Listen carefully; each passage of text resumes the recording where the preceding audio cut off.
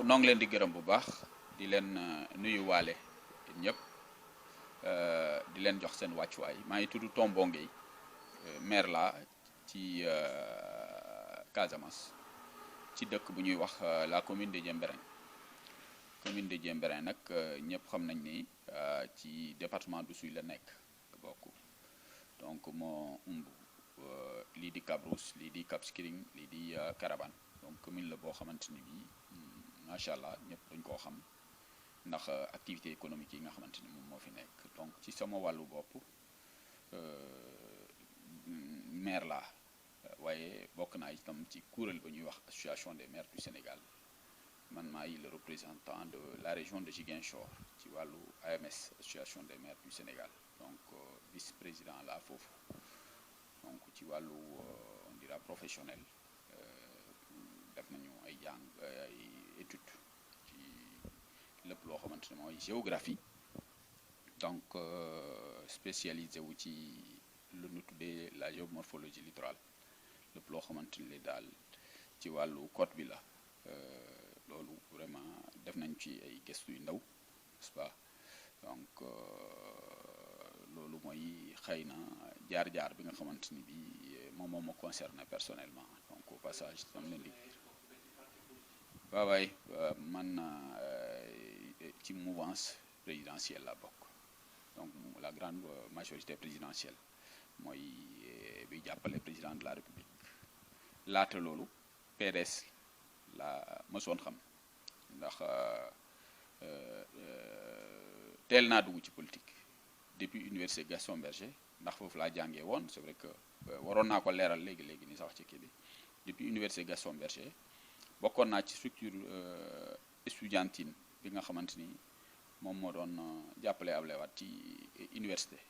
ñu tuddee ko mel le mouvement des élèves étudiants libéraux donc nekk naa fa occupé naa fa ay fonctions yu bari ba ci fonction bu gën a kawe bi mooy le secrétariat général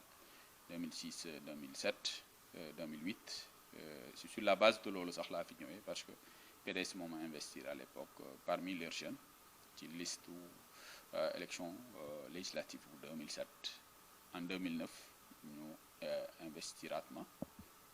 ci laa fi ñëwee après quand il y a eu l'alternance deuxième bi président Macky Sall ñëwee au pouvoir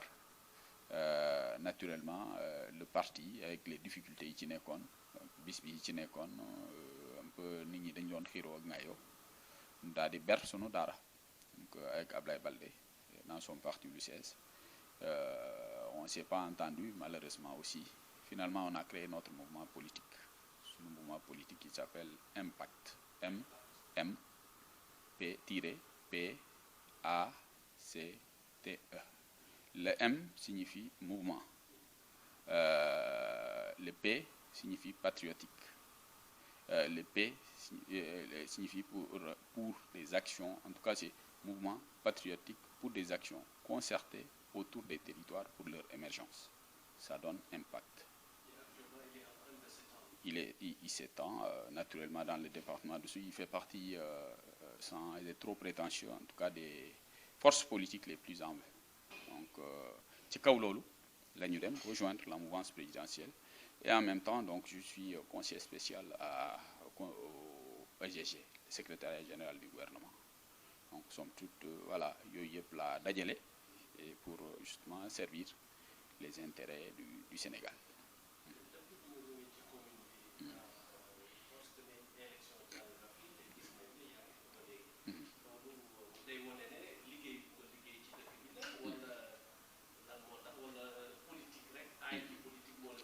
non mais kooku moom je pense question boobu ñi ko gën a mérité sax ko tontu ci mooy askan wi mooy les électeurs mooy les populations mooy mes administrés man li ma xam rek mooy lépp loo xamante ni dama ciy jublu dama ci ànd ak jom pas-pas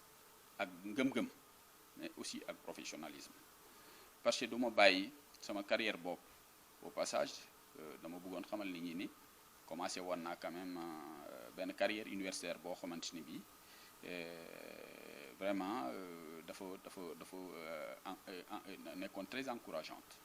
ma daal di bàyyi lépp pour ñëw fii xam nga yooyu boo ko defee doo ci demee ak retenue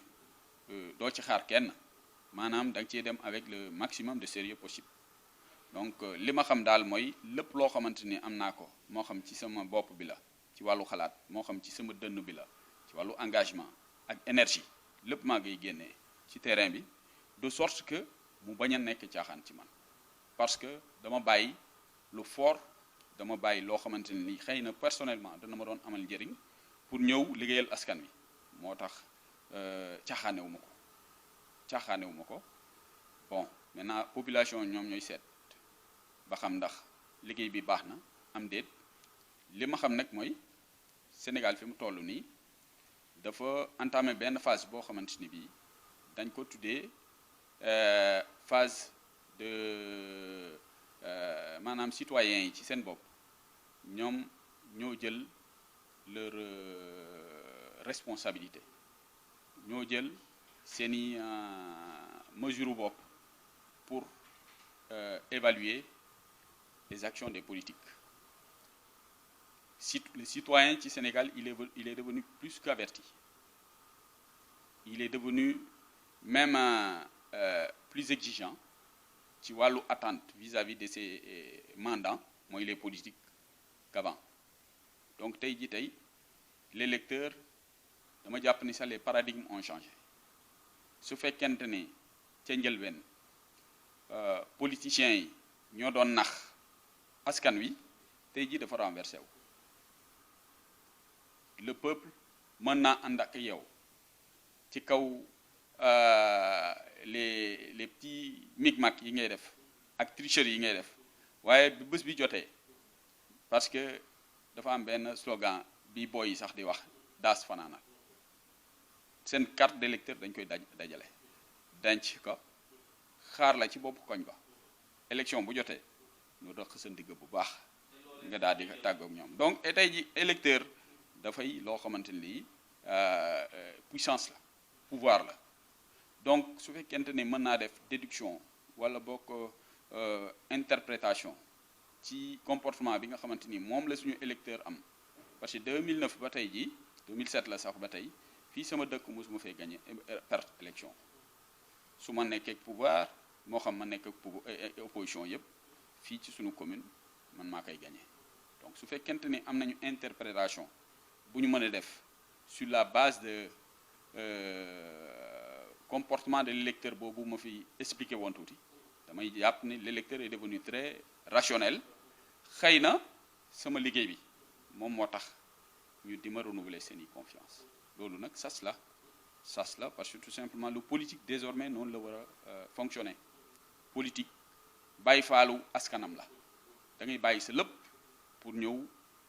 xar sa tànk tubay de sorte que yëf yi mu bouger véritablement je sais que bi ma ñëwee quand même il y a eu yu bëri yoo xamante ni bougé wu doon à la base ni naa leen je suis un peu un géographe xam nga le géographe sa force et c'est vrai que yeneen discipline yi aussi ñam nañ seeni force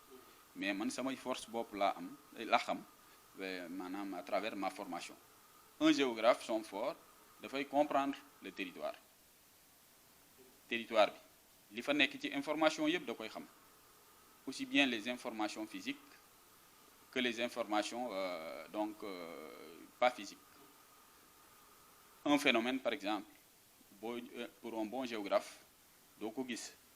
mais da nga koy appréhender la question de l'érosion côtière par exemple la question de la salinisation des terres par exemple la question de la déforestation par exemple la question de l'urbanisation par exemple yooyu yëpp ay phénomène la yoo xamante ni xëy na doo ci mën a teg sa bët véritablement parce que ça peut même ne pas être des aspects empiriques waaye le géographe yooyu yëpp lay dajale ci sa gouvernance pour que mu xool véritablement nan lay bâtir son projet de société son projet politique donc yooyu yëpp la ñu dajale de sorte que défi yi nga xamante ni moo fi nekk yëpp waxuñu ne lépp gérer nañ ko mais noo ngi koy song benn par benn bi ñuy ñëw par exemple yoon bi nga xamante ni moom ngeen aw nii pour ñëw du woon tali bis la woon chantier la woon Cap Skirring ba fii Diembéring rek il te fallait ay 40 minutes pour ñëw fi parce que yoon bi baaxuloon tey ji gis ngeen ne tali la donc dañu defoon benn plaidoyer bu fort ci état à l'époque Karim Wade il a accepté malheureusement àggalewu ko Macky Sall président de la République moo ko ñëw àggale su kooku moom c'était un plaidoyer fort lañu defoon à l'époque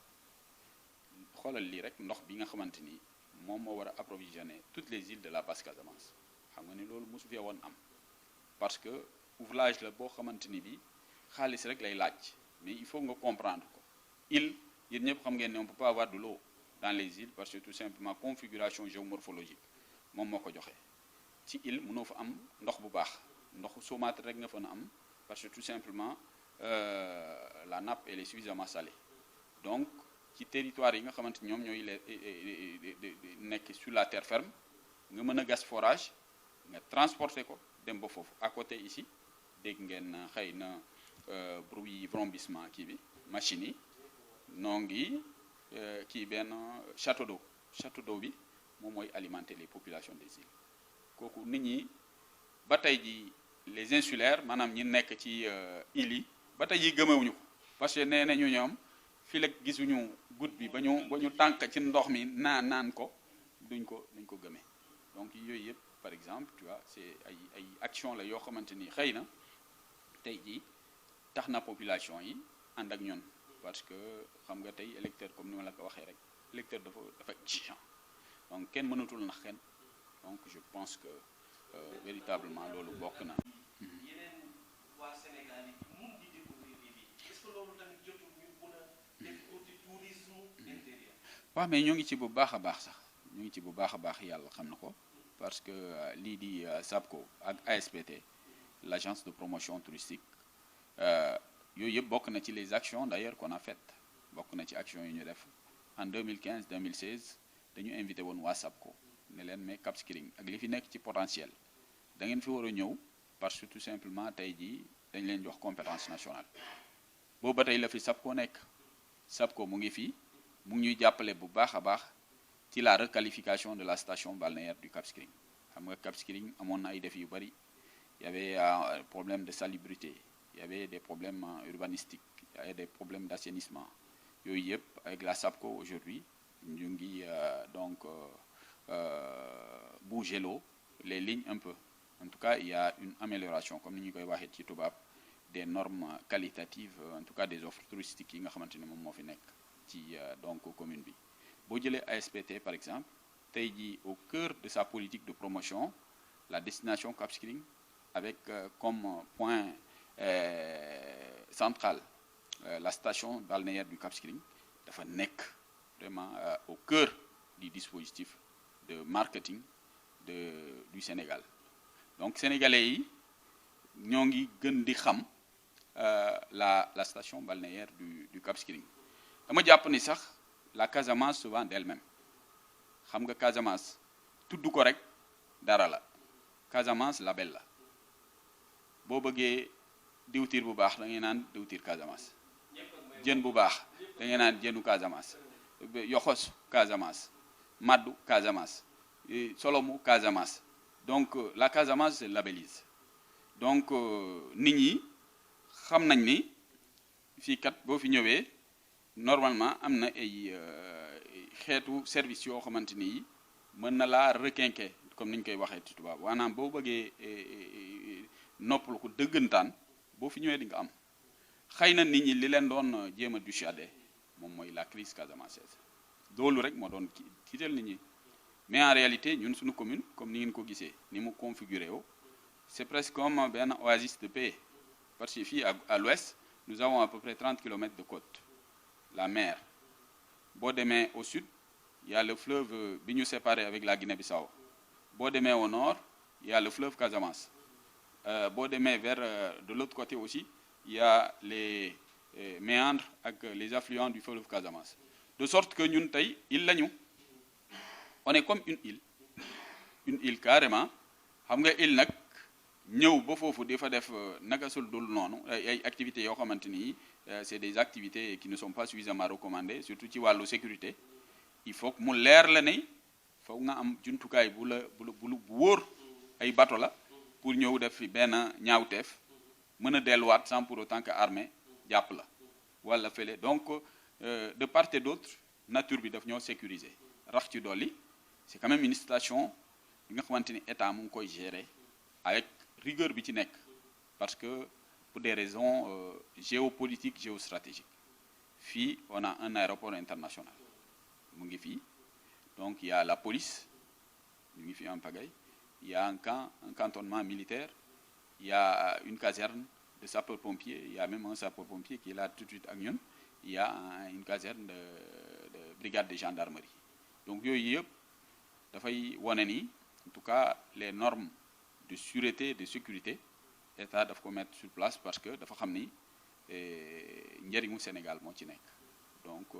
vraiment appel la bu may lancer à l'intention des Sénégalais yi nga xamante ni bëgg nañ fi ñëw fii daal boo fi nekkee c'est comme si yaa ngi Bambey c'est comme si yaa ngi Dakar c'est comme si yaa ngi Saint-Louis c'est comme si yaa ngi Touba amul benn problème d'insécurité bi fi nekk même bi Casamance nekkoon ci période crise bi ñun fii macha allah pour raison yi nga xamante ne moom laa fi tuddoon sànq yàlla daf ñu suturaloon de sorte que yooyu yëpp véritablement bariwu fi woon daal.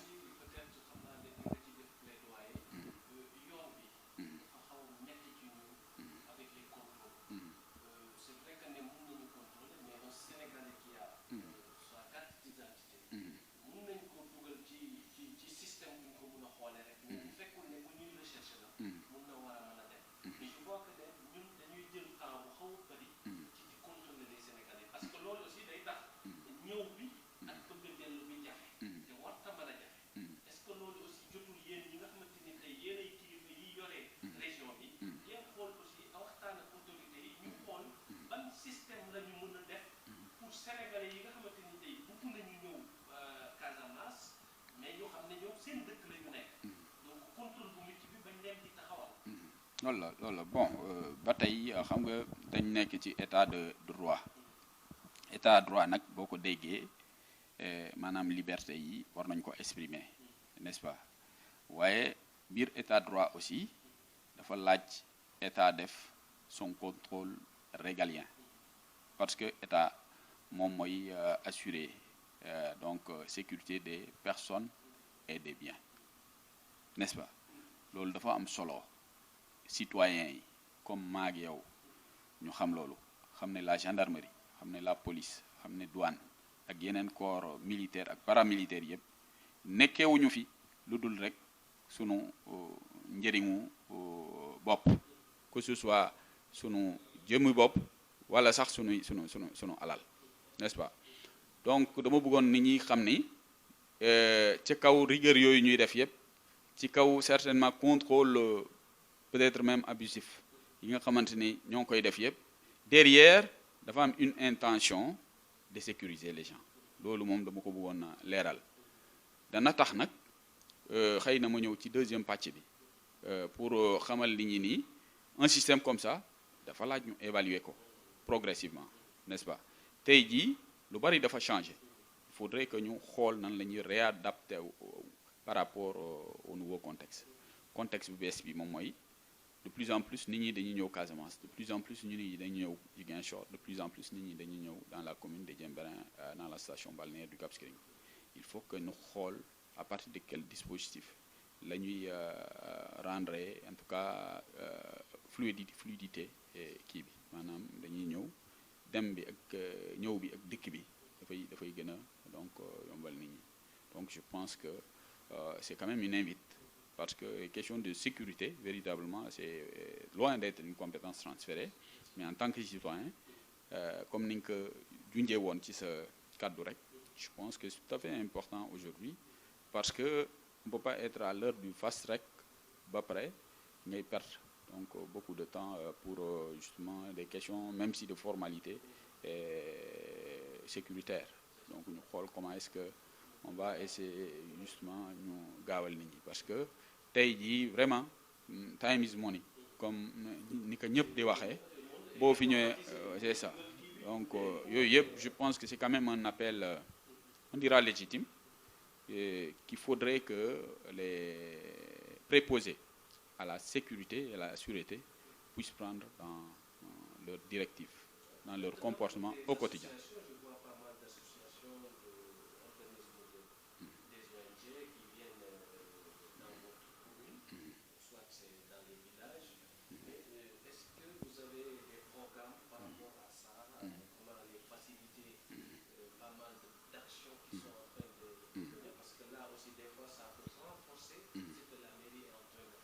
À la base, on est très attractif, comme j'ai voulu vous le dire tout de suite. On est attractif pour plusieurs raisons. On est attractif parce que déjà, notre position géographique un peu nous le confère. Nous sommes une commune littorale, entièrement, en plus d'être une commune estuarienne. Vous savez, les littoraux, les estuaires ont une partie de leurs caractéristiques qui les présentent comme étant des territoires très attractifs. Des territoires à enjeu, certes, dont le management demande quand même une certaine responsabilité au point de vue donc, de la politique, parce qu'ils sont constitués que vulnérables, complexes. Dans les littoraux, on peut voir très souvent en conflit plusieurs problématiques, plusieurs aspects économiques. C'est tout cela, justement, qu'il faut prendre en compte dans un projet donc, de gouvernance pour faire en sorte que les équilibres puissent être sauvegardés, n'est-ce pas? Voilà pourquoi il faudrait de la participation. Il faudrait justement impliquer tout le monde. Ça, c'est vraiment important. Il se trouve que dans la commune de Diembéring, on est quand même suffisamment participatif. La culture de la participation, elle est bien ancrée aujourd'hui. On a une société civile très dynamique, à la limite même très souvent très bouillante, n'est-ce pas? Pour nous mettre la pression un peu sur la tête, c'est plus ou moins un indicateur qui intéresse beaucoup les partenaires. Un partenaire, surtout si c'est une ONG,